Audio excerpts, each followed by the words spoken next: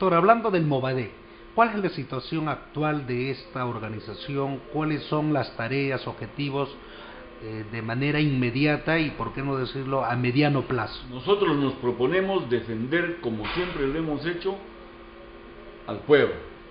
Y defender al pueblo significa defender los derechos fundamentales del pueblo. Dentro de eso viene el tema de la amnistía general, porque hay una parte del pueblo que está sufriendo consecuencias desmesuradas como producto de la guerra interna que ya acabó hace bastante tiempo, hace más de 22 años. Hemos visto que la derecha durante las elecciones pasadas tuvo 5 cabezas, una de las cuales ganó las elecciones, que es Ollanta Humala. Hicieron su declaración de fe frente a Estados Unidos y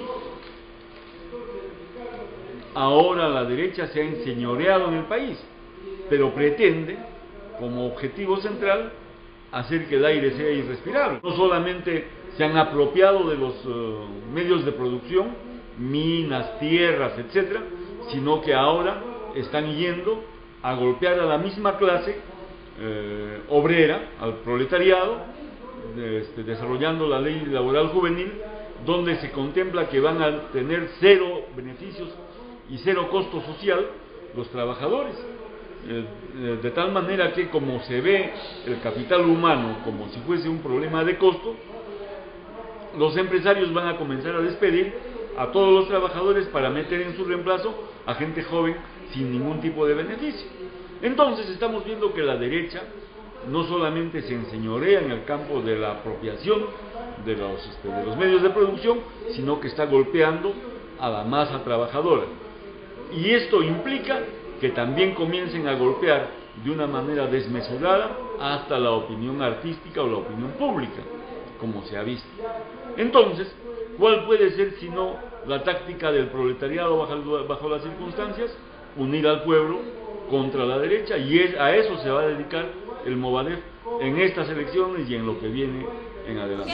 La presencia del ministro es simplemente una imposición del poder de la derecha.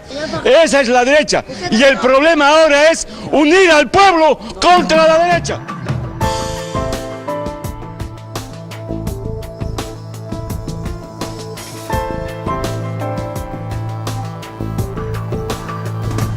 Le hace llegar usted no solamente al pueblo peruano, sino a los pueblos del mundo que nos siguen en todas partes del planeta, en cuanto a las perspectivas del pueblo, del proletariado, en términos mundiales, internacionales, más aún cuando se avecina que el 2015 va a ser un año recesivo, un año de mucha crisis económica, social, política, que como de costumbre los grupos de poder económico lo van a endosar a nuestros pueblos.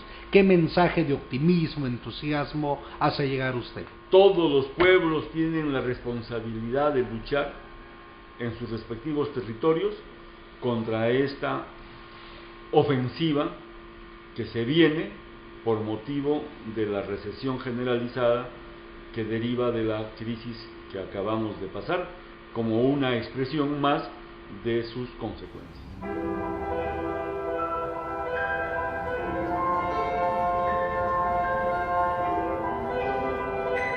Mandar mis saludos al pueblo cubano en la medida en que ha logrado, después de 53 años, comenzar a conmover el embargo que le hiciera la derecha norteamericana.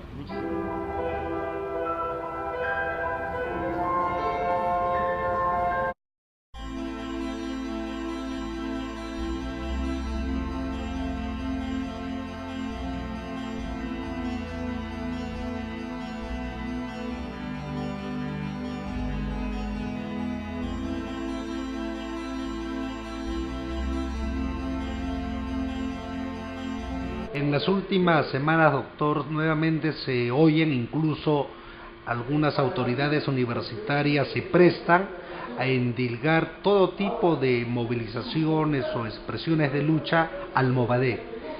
¿Cuál es su apreciación en cuanto a la intensificación persecutoria contra el Movadef y su relación con lo que significa la estigmatización a los luchadores sociales y a las luchas del pueblo peruano? Nos quieren estigmatizar a nosotros como terroristas, y todo el que protesta resulta ser del Movadef. Pero ¿qué es lo que están logrando con eso? Son tan necios, tan torpes, tan miopes, que están obligando a la gente a unirse en torno al Movadef, porque el Movadef defiende con mayor claridad los derechos fundamentales. Ese es todo el problema. Que lo sigan haciendo, muchas gracias. Se los agradecemos mucho.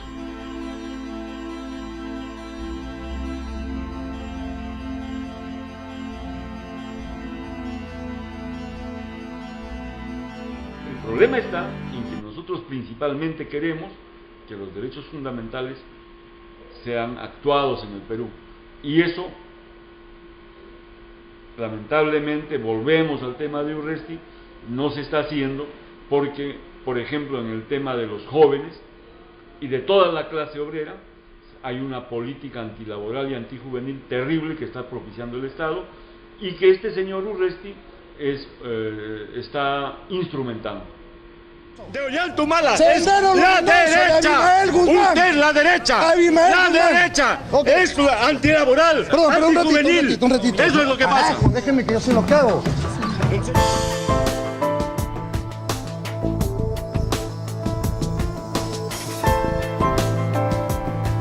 señor Julio Galindo, procurador antiterrorista, dijo que denunció a los integrantes del Movadef por la exhibición de las pinturas, ya que algunos de los mensajes tienen lenguajes subliminales de inducción al pensamiento, Gonzalo.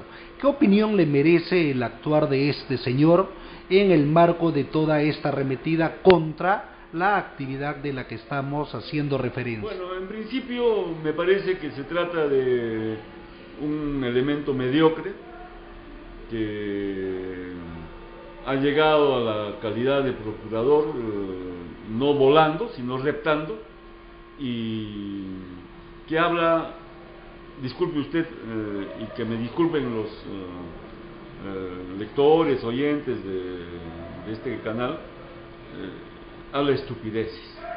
¿Por qué razón?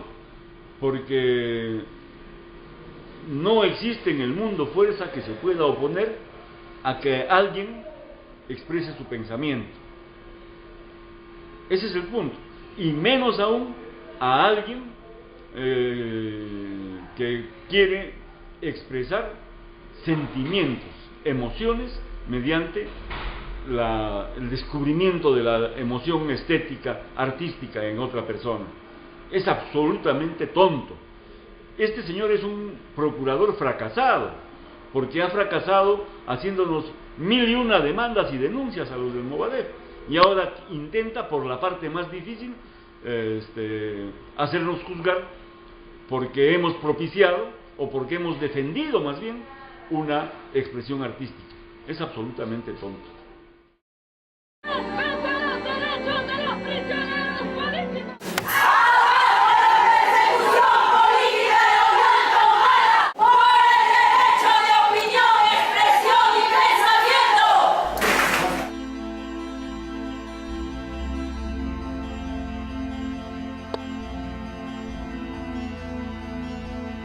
Y el señor Galindo también ha precisado aquello de que toda esta acción artística cultural, en definitiva, está enmarcado en la apología del terrorismo.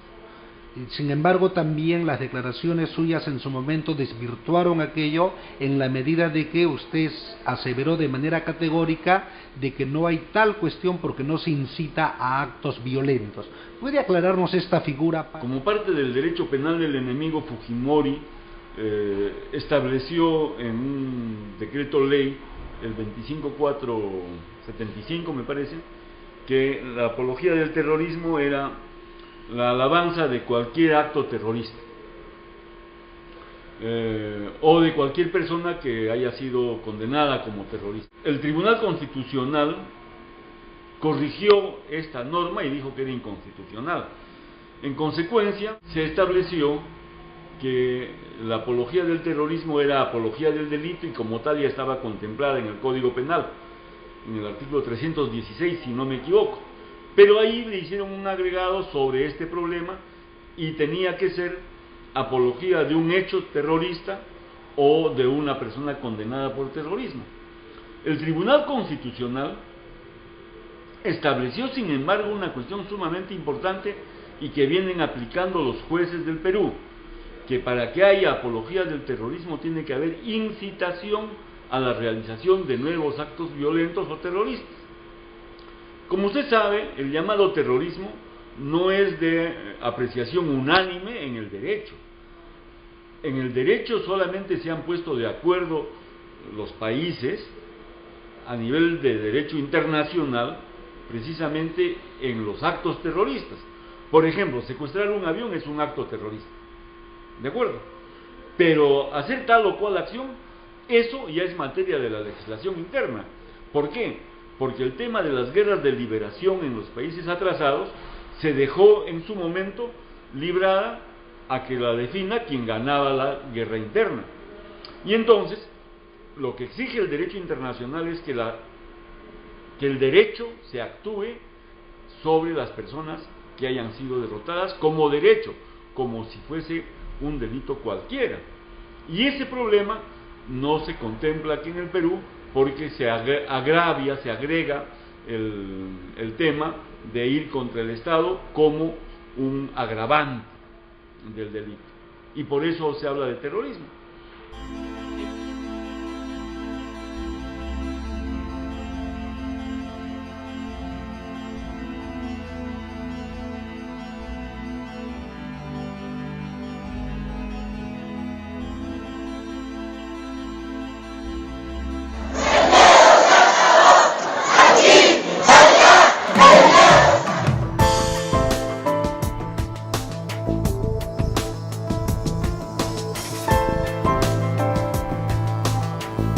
Desde 1992 el Partido Comunista del Perú no ha hecho una acción terrorista o violenta en el Perú, discrepando de que se llame terrorista lo que hizo antes. El Movadef, desde que fue fundado, que fue hace unos 5 años aproximadamente, jamás ha hecho ni invitado a hacer acción terrorista, porque nuestra política es precisamente la defensa de los derechos fundamentales y de la lucha por una amnistía general para civiles, policías y militares que participaron en la guerra interna principalmente. Siendo una vocación pacífica la que tenemos, mal podríamos ser juzgados por apología del terrorismo. Los que viven con humildad, sin yugo, sin ego, sin encasillar, nunca serán